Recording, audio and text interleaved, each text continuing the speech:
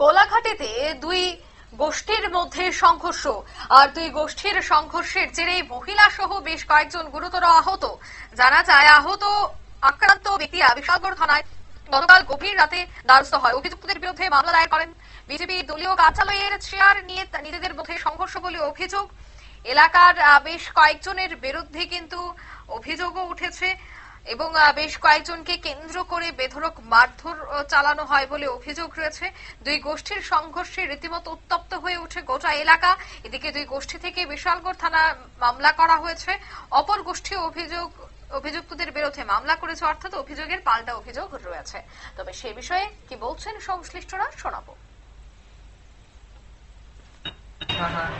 তারপরে উৎপর্ষা তারা বাড়ির মধ্যে আয়াসেরা মারধর করছে, আমার মারে মারছে, আমার কাকি তারা মারছে, বেবি তারা মারছে, আয়াসেরা বাড়ির মধ্যে আয়া হুমকি দেওয়া গেছে। আমরা বলে খারাপ জিনিস কিতা বলে বেশি সেই জিনিস তো আমরা বেশি না, জিনিসটা বেশি কে মেরেছে আপনাদের?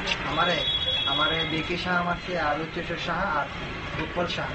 কি কারণে মেরেছে? তো পার্টি অফিসে বলার কারণ তো আমি আসছে না, পার্টি অফিসের মধ্যে বইছি, আমার বাড়ির মধ্যে একটা ফোন আসছে, ফোন আমানের পরে তো তারা কইতেছে বাড়ির মধ্যে ফোন মানে আমি কইছি পার্টি অফিসটা একটা পরে তুই এলাম, পরে ফোনের পরে আমি কইতেছি পরে প্রবলেম হয়েছে, আমি পরে তুই এলাম।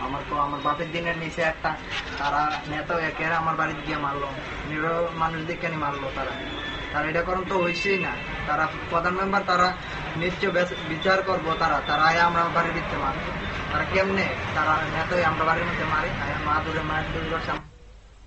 আপনারা শুনলেন তাদের এই অভিযোগ। বিশালগড় থানার গোলাঘাটের কসবা এলাকার এই ঘটনা।